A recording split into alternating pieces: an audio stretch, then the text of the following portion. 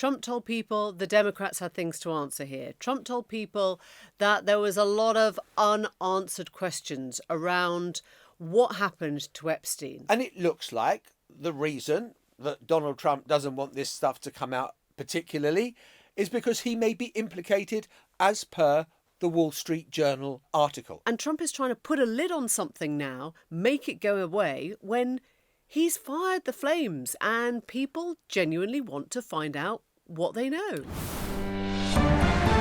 Breaking news that we're following. The Wall Street Journal is reporting that President Donald Trump sent the late convicted sex offender Jeffrey Epstein a body letter for his birthday. Breaking news this morning, trying to relieve the pressure, a major sign that President Trump is feeling the heat of the controversy surrounding his administration's handling of the Jeffrey Epstein case. Filing a lawsuit against the Wall Street Journal and its parent companies and the former head of Fox News. The actual court document has not yet been made available to us. But all of this is over that Wall Street Journal report that he denies.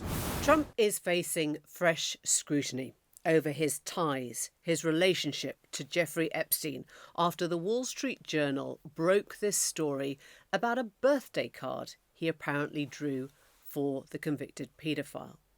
It is all leading to one of the most explosive court cases we've seen yet, and it's not helping Trump at all. We've seen Donald Trump fall out with Elon Musk, the world's richest man. He's now falling out with the world's most powerful media mogul. But Rupert Murdoch looks like he doesn't want to blink. He's going to fight Trump all the way on this, and that could do Donald Trump a huge amount of damage. Welcome to the News Agents. It's John. It's Emily. And the Jeffrey Epstein saga rolls on, and Donald Trump's efforts to shut it down are failing. But the Wall Street Journal, with this report of a card that Donald Trump is alleged to have sent Epstein to mark his 50th birthday about 20 odd years ago, is really quite something and has led to this threat of legal action from Donald Trump, this $10 billion libel lawsuit over the card and the picture that apparently was drawn on it by Donald Trump and the reaction to it. Yeah, we should say we have not seen the card, we have not seen the letter, and the president vehemently denies he has written or drawn it at all. In fact, it is becoming the basis for a $20 billion lawsuit against the Wall Street Journal. But just in case you missed the details of what that story claims, here it is being spelled out for you. The letter bearing Trump's name, which was reviewed by the Journal, is bawdy, like others in the album. It contains several lines of typewritten text framed by the outline of a naked woman, which appears to be hand-drawn with a heavy marker. A pair of small arcs denotes the woman's breasts, and the future president's signature is a squiggly Donald below her waist, mimicking pubic hair. The letter concludes, "Happy birthday, and may every day be another wonderful secret." And that was Anderson Cooper, who was describing the letter, which comes in this leather-bound book, we are told, according to the Wall Street Journal's story. Now, as soon as the story was published, and we should say details are emerging now of how the Wall Street Journal was initially hoping to publish their story earlier in the week, Tuesday or Wednesday. And when Trump became aware of this, he is reported to have tried to contact both Rupert Murdoch and the Wall Street Journal editor Emma Tucker, formerly of The Times here, and asked them not to run it. So Trump became aware of this story probably as early as Tuesday or Wednesday.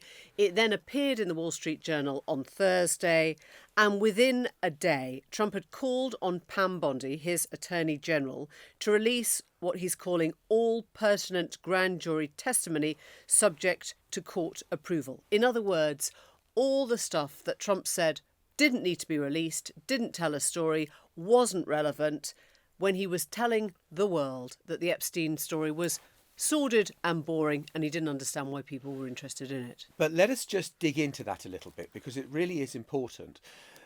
The testimony given by the grand jury is about the prosecution of Epstein, who's dead, and the prosecution of Ghislaine Maxwell, who is in prison. the public doesn't need to know. The public's not that interested in that bit. What the public wants to know are the thousands of other documents of other clients that Jeffrey Epstein had. And that is what the public and MAGA land is saying, we need to see this. And it looks like the reason that Donald Trump doesn't want this stuff to come out particularly is because he may be implicated as per the Wall Street Journal article. And that is why the story about this letter written by Donald Trump in the Wall Street Journal is so explosive for him, because it puts him in the centre of the story, which is not where you want to be when it concerns a paedophile who died in prison having committed suicide / was murdered, depending on which conspiracy theory you believe. Yeah, we'll take you into the events leading up to the publication of the Journal story in a moment, but it is worth saying that the Wall Street Journal is sticking to their side of the story. Presumably they have got lawyers all over this.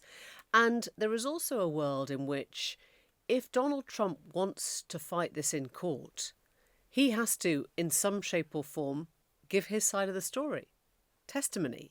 And as soon as he's doing that, he is not making this story go away. If anything, it is fanning the flames. So there is a world in which either the Wall Street Journal, ends up paying a $20 billion bill, or else the story for them just gets better because the president himself is brought into it. And we should say that for all Trump's legal activity in the past, this is unprecedented. This is the first time a sitting president has ever tried to sue the press. I think what Team Trump hoped was that they would threaten and Murdoch would say, OK, we'll sue for peace.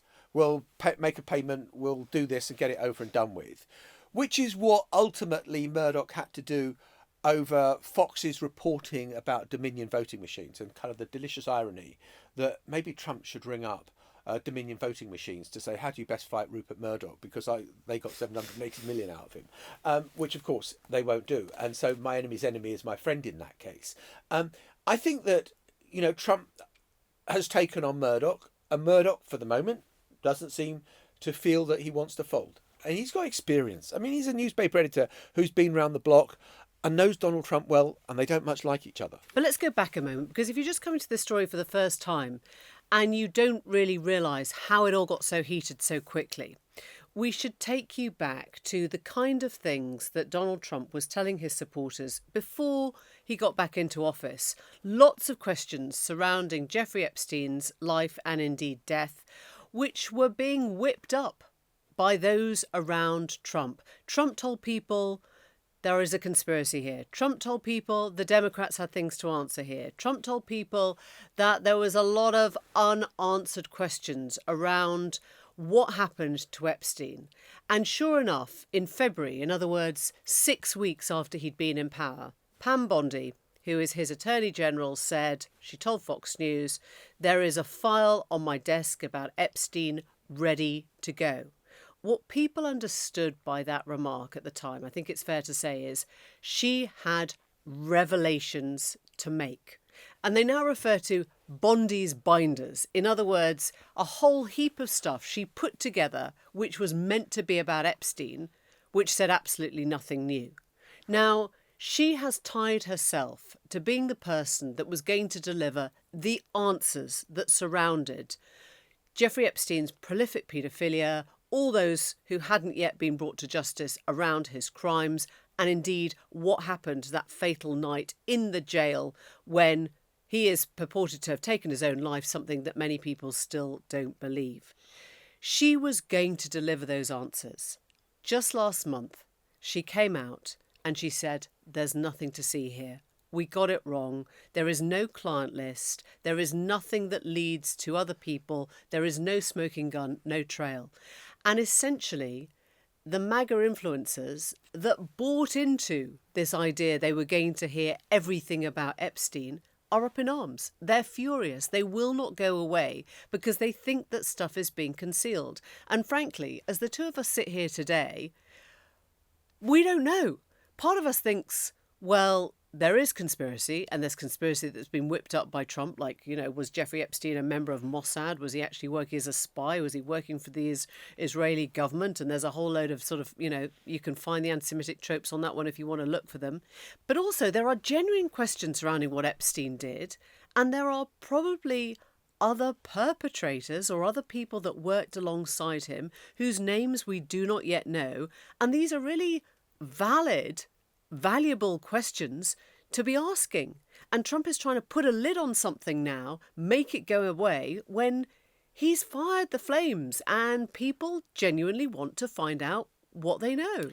He wants the story to go away and sort of keeps talking about it, saying, why do you keep on about this? Well, if you keep saying things like that, that's going to keep it in the headlines.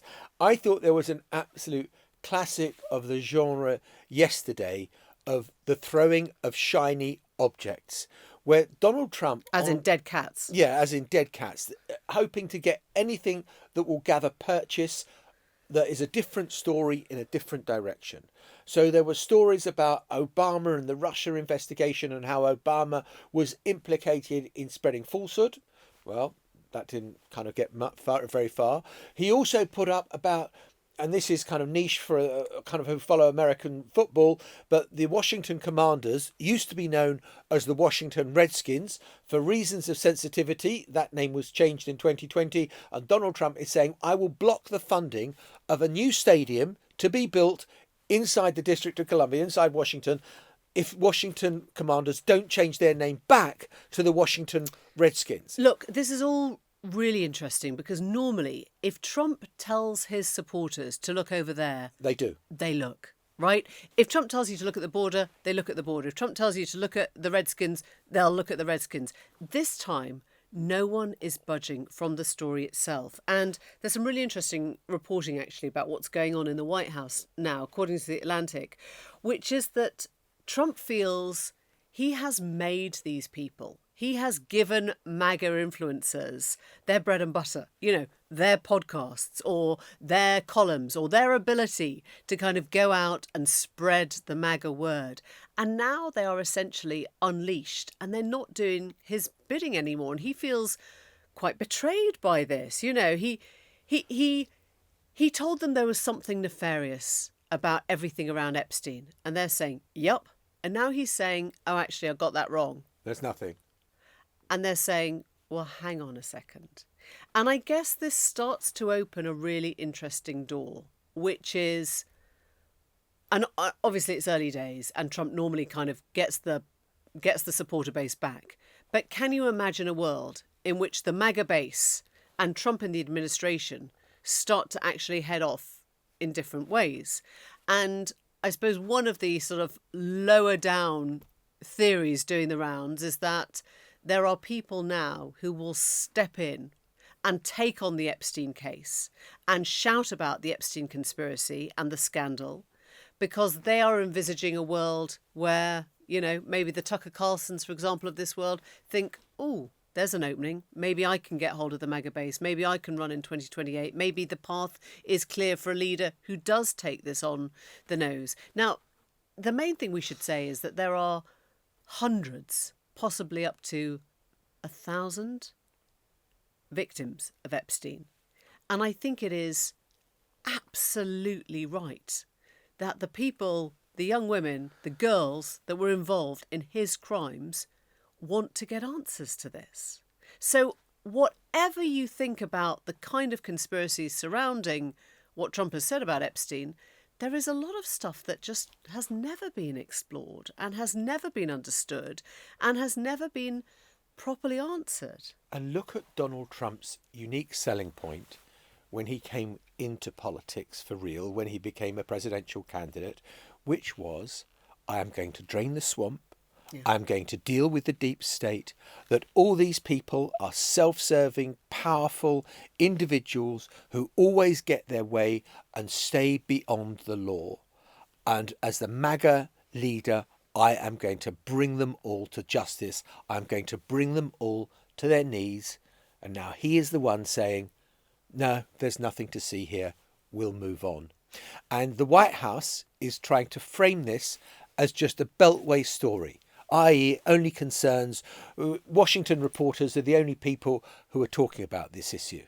No, it's wider than that. And the MAGA movement is not happy with the answers that Donald Trump is giving. And I think this represents a really serious threat to his position as the leader of this movement that he gave birth to. Yeah, I mean, if you want to try and understand the context to the 50th birthday card, it didn't come out of nowhere. We know that Trump and Epstein were pals. We know that they partied together. There are very friendly photos of the two of them together at Trump's Mar-a-Lago club. We know that Trump flew on Epstein's private jet 7 times. And we know that Trump praised Epstein as a terrific guy, one who was a lot of fun to be with. And some of the creepy stuff in this card, if it is true, is about Trump and Epstein both talking about their love of secrets. Now, this does not mean, let's be categoric, this does not mean that Trump was a paedophile. This does not mean that Trump knew Epstein's victims. But it does mean that when he tries to distance himself from anything to do with Epstein, it doesn't ring true. Trump's defence about the card was that he doesn't ever draw. We know there is evidence of his doodles selling at auction of the Manhattan skyline for $29,000. In other words, why would you make up a simple lie that could be disproved so easily to get out of a much bigger one? And I think whatever the card does or doesn't tell us, or whether it even exists, will not stop the questions about Trump's relationship with Epstein and makes people want to know why he just wants to close the whole thing down if there is really nothing to see here at all. From draining the swamp to clearing up our sewers. We'll be talking to the Environment Secretary, Steve Reed, next. That's coming up. I genuinely think at this point, the first year has been so utterly chaotic that I think the Secretary of State should actually now be considering his role in all of this over the last 12 months. Quite frankly, I think Steve Reed now needs to resign and hand the job over to somebody that could be more effective, more capable. Steve Reed, it's not every day that you wake up to a 1970s pop star calling for your head on a platter before 8 a.m, having spent a year working on these reforms. Well, you know, I respect Fergal for the campaigning he's done on cleaning up water, but I'm cleaning up the water. So really, I think Fergal should be happy with that. Well, let's pick up on what he's actually saying. He said that on day one, you should have replaced the board of the Environment Agency and Ofwat, and with the stroke of a pen, you could have amended the statutory guidance to get the law as it stands robustly enforced. In other words, he's saying you didn't need a year, you didn't need to sort of hail a big reshift in Ofwat, you just needed to change the people on the board and make sure it was actually doing its job. I'll tell you what, we've got a water system that is absolutely broken from top to bottom. Tinkering around the edges like that would not resolve the scale of the problem that we are facing. We've just had at the end of last year massive bill rises, 26% on average, that people have had to pay because of a failure of regulation over previous years. And we've got, in the last year, we've got the data available.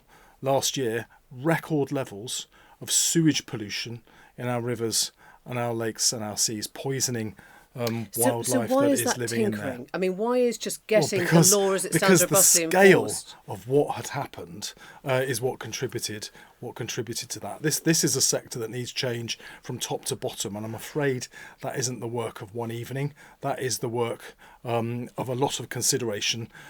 We need a revolution in this sector, and we've planned that. We've put the building blocks in place for change. Some of them already are operational now. Just explain that one. So when does Ofwat actually get replaced? Well, let me tell you, because it makes more sense if I contextualise it within the whole process of change that we're bringing about to revolutionise this sector, because that is what it needs in my judgment. First of all, we had to reset the sector. So we gave the regulator teeth they didn't previously have. So we gave the regulator, through legislation we passed earlier this year, the power to ban unfair bonuses, multi-million-pound bonuses that the water bosses were taking. And we introduced new offences with a potential jail sentence attached to them to focus the minds of the water bosses on cleaning up pollution and to put accountability back into a system where there was no accountability. The second building block, it's an important one, this too, is we need to rebuild the entire water system. So we secured and this took a lot of conversations and work with investors, we've secured £104 billion with a B investment in our water sector. That's the single biggest investment in the water sector's history to start to upgrade those broken sewage pipes, those leaking water pipes, to dig out the reservoirs that we need. That started to be spent in April. So it's already happening. That change is already happening. That's why I was able to say that within 5 years, we will reduce sewage pollution from water companies by 50%. That's the most ambitious sewage reduction target than any government has ever been able to announce. But finally, we need that revolution in the water sector to change the rules from top to bottom. The biggest overhaul in a generation of our water system. That's what Sir John Conliffe was talking to us about today. How do you change the regulator? How do you change regulation, the rules, so that they can prevent the kind of abuses that we've seen over recent years ever happening again? I've done all of that in 1 year. The previous Conservative government had 14 years and they didn't touch the sides of it. So let's dig into some of the detail in all of those things, because there are a few points that I want to pick up on. I mean, the 100 billion investment package you're touting was submitted by water businesses to Ofwat in October 2023, so it's not new, is it? No, the draft determination came earlier in 2024. The final determination was settled in December last year. That took me and a colleague from the Treasury going and speaking to dozens of global investors to persuade them that the UK was a good place to come and invest in the water sector. They were very spooked by the failure that they'd seen of regulation under the previous government. It was not an attractive investment proposition, and we had to talk them through the changes we were going to bring into the sector. So we secured that £104 billion of investment, and that is how we can replace the broken sewage pipes and the broken water pipes and put in place the new water infrastructure we need to make sure that we can still have clean drinking water whenever we turn on the taps. Because as things stood, by the middle of the 2030s, this country was looking at water rationing because we were running out. These unfair bonuses being paid to water bosses, and I'm sure people will say hurrah for that. Aren't the remuneration committees of those companies just going to say, okay, well, here's a bigger salary instead? Well, the way that the legislation applies may be able to have some input into that. You know, there's a Thames Water announced you're not going to set people's pay, are you? I'm not going to set people's pay, but Thames Water announced they were going to make payments and call them something else. We managed to stop that. There's another case where somebody's receiving a big payment. Because the boss of Thames Water is getting £850,000 and £100,000 a year in pension contributions. No, they announced that they were going to rename bonuses something else. Wait, and we got is them to that stand down? Okay? We got them to stand it down. I don't care about the bonuses. If their take-home pay is larger than ever, what does it matter what they're calling it? Well, I mean, I don't think, they're a private sector company and they can set their own pay. So what's the point of even talking about capping bonuses then? Because the bonuses was the absolute outrage. What we were seeing don't was you find £100,000 a year in pension contributions an absolute outrage? Companies need to act responsibly and they need to have a thought to what their customers might think of what they're doing. Is £850,000 a year responsible? When you've got companies that are putting up their water bills by in excess of 26% in some cases, and then thinking it's acceptable to give their bosses a significant pay rise, that's out of order. We've passed the legislation to ban. Yeah, but that's what people the are saying bonuses. to you, Steve. You're the minister in this.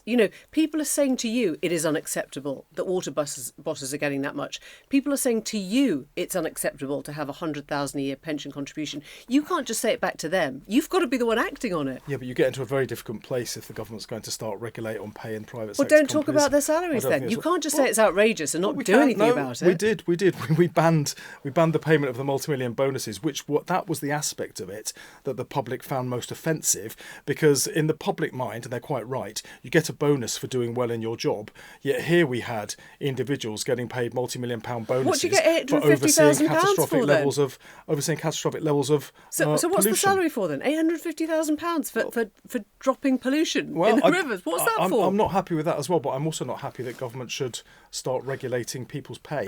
I think if you go down that route, you end up in a very dangerous position. But bonuses for failure, okay. I think people will see that is unacceptable. You've talked about the failures of the privatised water industry. Yes. And yet it was ruled out of Sir John Conliffe's report that you could consider re-nationalisation. Yes. And I'm sure a lot of people listening will say, well, why? We had a nationalised water industry for decades in this country, and maybe it was better then. Well, we have to start where we are. So I can't magic away the past 35 years. There's a privatised system. If we wanted to nationalise it, we would have to buy those companies back. Now, the cost of buying those companies back is £100 billion. And that's not figures from the water companies. That is figures that I asked officials in my department to come and work out for me so I could see exactly what the costs were. 100 billion with a B pounds to buy back the water companies. That would be paid for by taxpayers' money that you'd have to take away from services like the National Health Service and education in order to hand it to the people that own the water companies that are polluting our waterways. That makes no sense. But there's another reason, which is that you would have to go through years of intensely contested legal wrangling to unpick the current ownership models. During that time, these companies would not invest in upgrading the water system. So water pollution would get worse instead of better. The state of the pipes would get worse, so that would result in the end in bigger bills for customers. I don't want to see bigger bills.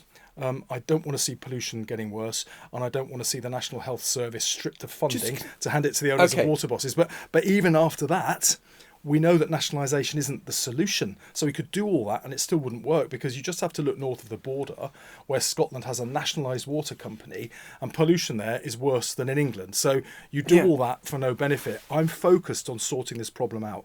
I want fair bill rises in future, and I want less pollution in our waterways. Isn't what we're going to see that people are going to have higher bills over the next few years and not really see much sign of any improvement at all? I mean, this is a small... I understand the impetus to make a big announcement, and this is very significant. And the fact of the matter is that this is going to be one of those occasions where you make a big announcement and people are just going to... The only thing they're really going to notice is their bills have gone up. Well, your starting point is actually wrong on both counts. By making these changes, I can stop big bill increases. And people will see a difference, because over the next 5 years we will reduce sewage pollution from water companies but by 50%. They'll still see bill increases. So every year you'll see a reduction. Well, they've already seen the bill increase. What happened was, an analogy that explains this I think quite well is, if you see a crack in the wall of your house and you leave it for 10 years, the problem gets worse and it costs much more to fix. That's exactly what happened with our sewage and water system. Because the previous government did not ensure that the water companies invested in upgrading the pipes, because they let them siphon so much money out to pay in bonuses and dividends, the pipes got into an even worse condition, and then in order to fix them, it necessitated that huge bill rise. So people at the end of last year were left to pay the price for 14 years of Conservative failure. I will not let that happen again. This government is intent on ensuring that bill rises will be modest and fair for years to come. But at the same time as that, we've secured that £104 billion so that every year from now, for the next 5 years, while this process is underway, you will see a reduction in sewage going into our waterways. That is the change this country voted to see. So there will be visible change over this period. There will be lower bill increases over this period. And the abuses that the Conservative Party not just allowed to happen, but actively colluded in, will be prevented from happening again. And the reason I say colluded in is because the Conservatives instructed Ofwat, as the regulator, to go light touch on regulation, to ease up, to loosen their approach to what the water companies were doing, and they stripped out resources from the regulators. So they removed staff. 50% of the Environment Agency's staff monitoring the water companies were removed, and that again let the water companies get away with that. No more.